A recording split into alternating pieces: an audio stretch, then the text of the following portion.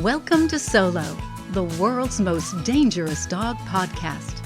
Join Solo and his long-suffering family in various misadventures about the trouble the best dog in the world can cause. Solo's third Christmas.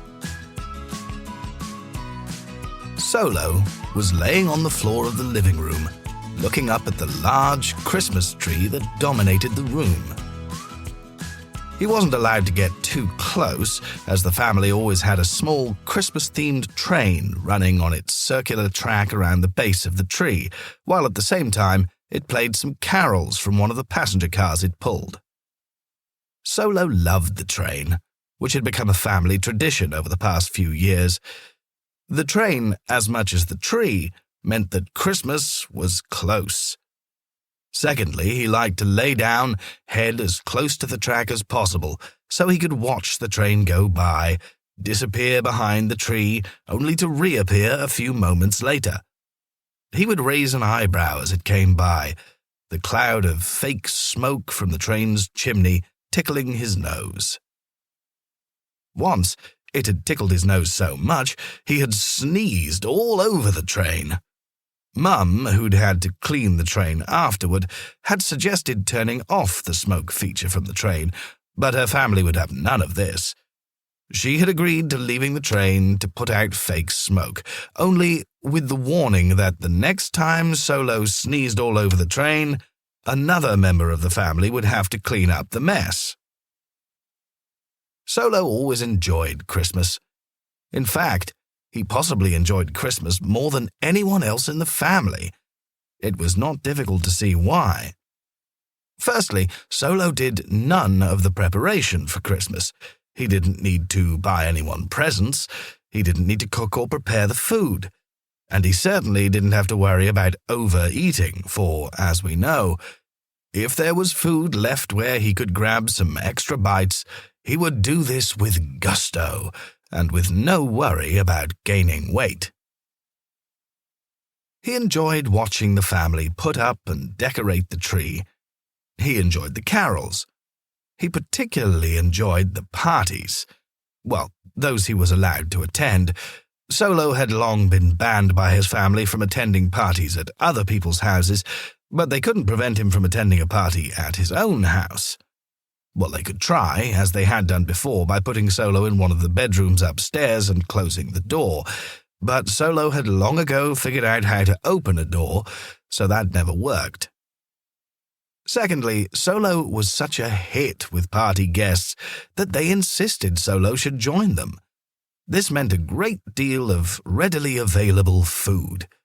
When Solo wanted a party guest to give him some food from the buffet, he would bark his "Pay attention to me!" bark. It was not a pleasant sound. It was not an endearing sound, but it did achieve its objective. Today there were no parties. No carol singers had come to the door, and the family was not going to go carol singing. In fact, a chill had fallen over the family. The cause of the friction was an invitation from Mum's sister to spend Christmas with her and her family. Mum's sister was what Dad would call high maintenance. She always required attention. She would always interrupt a conversation to talk about herself, and even though Mum loved her sister dearly, she agreed with her husband that her sister was hard work. The problem was Solo and his family hadn't been to Mum's sister's house for quite a while, so turning down this invitation might cause problems between the families. But after some arguing back and forwards, the family decided they really should go. But they were able to say they could only go for a few days, as Dad had urgent business to take care of directly after Christmas. Fortunately, Mum's sister didn't ask what it was, as had they told her, she might have felt that Dad playing a few rounds of golf was not really urgent at all. The last time Solo had seen Mum's sister was when she almost had a baby in his family's living room after Solo chased his arch-enemy, a squirrel, around the room. Solo would have been very disappointed to know that Mum's sister asked if Solo could be left behind after that little piece of excitement, but Mum insisted. Solo was part of the family, and he was coming along. Besides, Solo was really a good boy, she told her sister over the phone. Luckily, she couldn't see her sister rolling her eyes at that remark. Solo was very excited at the thought of a family trip over Christmas. Mum's sister lived in a big city which was full of people, cars, and noise. There was always something happening, whereas Solo lived in the country where nothing exciting seemed to happen. Strictly speaking, of course, this was not true. Solo was more than capable of creating his own excitement, as has been noted on many occasions. To his family, the idea of Solo being in the countryside was bad enough, but what mayhem he could cause in the middle of a major city was too horrifying for Dad to contemplate. "Why didn't you do what your sister suggested?" asked Dad of his wife. "You know what happened last time he was with her." "I couldn't leave Solo behind in a kennel over Christmas, you know that. And really, you know you wouldn't want to either." Dad thought for a moment. Secretly, he agreed with his wife. Solo was family, and that was that. But that didn't stop him from making a vow not to let Solo out of his sight for the few days they were to stay with his sister-in-law and her family. The one downside for Solo in going on the trip was that Mum's sister had 3 boisterous girls, in addition to the baby. And just like the daughter once had, they liked to dress Solo up in embarrassing outfits. As much as Solo enjoyed being the center of attention, the fun of having to wear a pink crown with a pink dress draped over his body and pink socks on his paws had long worn off. Solo hoped that with Christmas presents as a distraction, the girls would be far less interested in dressing him up in anything pink. Christmas Eve arrived, and the family set off early for Mum's sister's house. Although it was cold, no snow had fallen, and according to the radio they listened to on the way, none was forecast for the next few days. Like the children, Solo loved snow. It was one of his favorite things, after ice cream and mac and cheese. As they got closer to Mum's sister's house, Solo noticed how much more traffic there was, how many more people were walking the streets looking for last-minute gifts. Not for the first time, Solo wondered what it was that humans felt they had to do, scurrying here and there when it was so cold outside. "Far better to take a long nap by a nice warm fire," he thought. As he looked out of his area in the back of the family's SUV, he also noticed the large buses. Big, red, and tall, they seemed to have passengers on the lower level and the upper level. "How exciting," he thought. "I hope I get to ride up there. It looks like so much fun." Just then, Dad turned the SUV down a small side road with rows of townhouses on either side. The noise, the people, and the traffic immediately went away as they drove closer to Mum's sister's house, which was near the end of the dead-end street. Dad pulled up outside one of the houses with a bright red door. The door was immediately flung open, and Mum's sister's family thronged out to greet them. In addition to Mum's sister stood her husband and the 3 little girls, with the biggest holding the baby as she waved the baby's hand at Mum and her family. Solo looked back and grinned. He decided he was going to have a grand old time here in the middle of the large city, but first he realized he needed to go to the bathroom.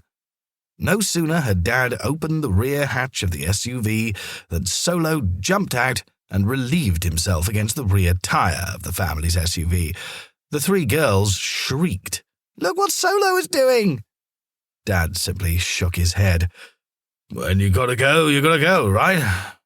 he said sheepishly to his wife's sister. Having finished his business, Solo ran over to the girls, where he was hugged and stroked. "So long as I don't have to wear a crown or anything pink," he thought. The two families removed the luggage from the SUV and hurried inside to get out of the cold wind. Once inside, Solo immediately raced towards the roaring fireplace in the living room, did his usual circular routine, and plopped himself down. Not so close as to get too hot, but not so far away either that he wouldn't feel the heat. Rather than close his eyes and take a quick nap like he might have done at home, he kept his eyes open and head lifted so as to observe all the action going on around him. He looked towards the huge Christmas tree that had pride of place in the room. It was, quite simply, the largest Christmas tree Solo had ever seen. It was beautifully decorated as well, with so many lights that the tree looked like it would need its own power station just to run it. At the very top of the tree was a large star. It too was lit up with seemingly hundreds of twinkling lights. In the distance, Solo could hear the children from both families laughing and playing. The adults seemed to have disappeared into the kitchen. So far, Solo's Christmas was going well. He was in a wonderful spot by the fire. He had the tree to look at with all its decorations and lights. No one had tried to dress him up like a ballerina. But Solo the dog, left to his own devices, can get bored. Here he was in a new house with this giant tree, and no one to tell him not to get too close to it.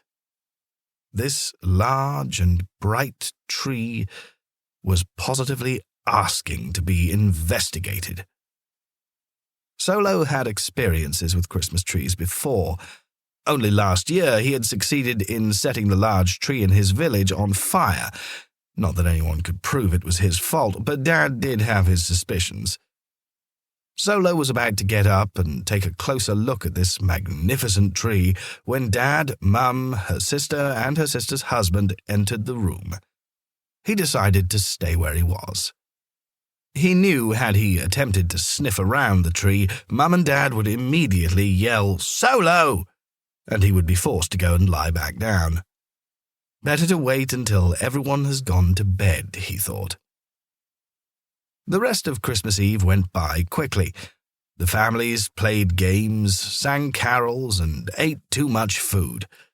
Eventually, the excited children and the exhausted parents went to bed, hoping that the pile of gifts under the tree would provide something that they all wanted.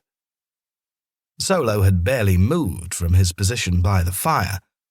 Even as the fire died down, it continued to give a warm glow from the embers. Eventually, just after midnight, Solo rolled on his back in order to let the remaining fire warm his tummy. As he lay there, all four of his paws in the air, he listened. Not a sound. Nothing. No one was moving. This was his chance to take a closer look at the tree. He decided to double-check, just in case, for some reason, a member of the family came downstairs and into the living room. You could never tell with humans. So he lay there on his back, listening carefully one more time. Nothing. He was about to roll over onto his belly when he heard a strange sound. A small, rustling noise, very soft, almost as if a light breeze was pushing a leaf across some grass. Unless you were paying attention, you probably wouldn't hear it. But as Solo had been listening very attentively indeed for the sound of humans, Solo did notice. He didn't move. He listened. The sound was vaguely familiar, yet he couldn't quite put his paw on it. He looked around, and as he was upside down, well, the world was upside down too. He didn't dare move. What was making that sound? He looked around as best he could from his upside-down position. Suddenly he noticed a movement. Like the sound itself, the movement was very small and very slight. Whatever was moving, it was tiny. At first he thought it might be his arch-enemy, a squirrel. But this sound, while similar, was definitely not a squirrel. Besides, squirrels rarely came out at night, let alone inside a house.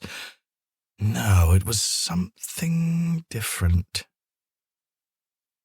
He continued to look around. Then he saw it. A rat! Before he could contain himself, he let out a soft growl at the thought. Fortunately, the rat didn't notice. Then Solo realized it wasn't a rat, but a tiny and very cute little mouse. Solo had always had a soft spot for mice. As far as Solo was concerned, all mice wanted to do was play and eat, unlike squirrels who wanted to torment him just because they could. A mouse seemed harmless enough. Solo watched the mouse as it sniffed at the presents and then, ever so gently, started to chew on the wrapping paper of one particularly poorly wrapped present, which Solo guessed correctly had been wrapped by Dad, who was notorious in his family for being the world's worst present wrapper. The mouse chewed on the small amount of paper, then, rather than eating it, stuffed the paper into his cheeks, no doubt to use as padding for his nest somewhere. Had a squirrel attempted this, Solo would already be chasing him around the living room. But a mouse on Christmas, gathering paper for his nest? Well, to Solo, this was totally acceptable. He decided to take the risk of startling the little mouse. He rolled over onto his belly, attempting to make as little noise as possible. But the mouse clearly heard Solo. He froze in mid-chew. He became a very tiny statue, frozen like a small snowman. Then, ever so slowly, he turned his head towards Solo, keeping the rest of his body perfectly still. The mouse spied Solo. His eyes became bigger and bigger after seeing the size and closeness of Solo. Apart from his eyes getting larger, the tiny mouse didn't move, not even his tail. Any human might think the mouse was a small stuffed toy, he was that still. Solo, understanding the mouse was afraid, decided to give the mouse one of the same smiles he used to get humans to make a fuss of him. That shine in his eyes was one of the many weapons he used to get humans to rub his ears or give him what he felt was a well-deserved tummy rub. The mouse relaxed. Slowly at first, and then, understanding Solo wasn't going to try and eat him, he smiled back at Solo. At least he tried to smile. This was proving difficult as his mouth was still full of partially chewed wrapping paper. Solo, seeing the mouse's shy smile, stood up and gently padded closer to the mouse, who had now turned to face him. The mouse, who sensed Solo was a very friendly dog, slowly reached out and patted Solo on the nose as Solo lowered his giant head down a few inches above the floor. As the mouse stroked Solo's giant snout, the fine hair on the mouse's coat tickled Solo's nose, and before Solo could stop himself, he let out a giant sneeze, blowing the tiny mouse halfway under the Christmas tree. Horrified at what he had done, Solo reached in and plucked the poor mouse out from under a few of the smaller gifts which had been blown away along with the mouse. The mouse, who had landed upside down, brushed himself down, looked at Solo and smiled, although he decided he would no longer pat Solo on the nose. Solo moved back towards the fire, which was still emitting a warm glow, lighting the many stockings that hung from the mantelpiece. He turned and looked at the mouse, inviting the mouse to come and join him. The mouse, who had almost forgotten his manners, spat out the half-chewed and now very wet wrapping paper onto the carpet. He walked over to Solo and the fire. Solo was laying on his side with his belly facing the fire. The mouse, ever so carefully, walked between Solo and the fire, then, finding the perfect spot, leaned back into Solo's lovely soft fur that covered his belly, and, placing his front paws behind his head, lay back in the deep warmth of Solo. Before long, thanks to the warmth of the fire, Solo fell fast asleep, with his new friend still leaning into his fur. The mouse, content in the knowledge that nest-building could wait for another day, fell into a deep slumber, lulled to sleep by the fire and the slow, deep breathing of Solo, which raised and lowered the little mouse like a small boat floating on a gentle ocean. Outside, the cold wind continued to blow, scattering the first snowflakes that had started to fall. Soon, excited children would be running downstairs to see what presents Christmas Day had brought. But inside, at that very moment, two new friends had decided they didn't need presents.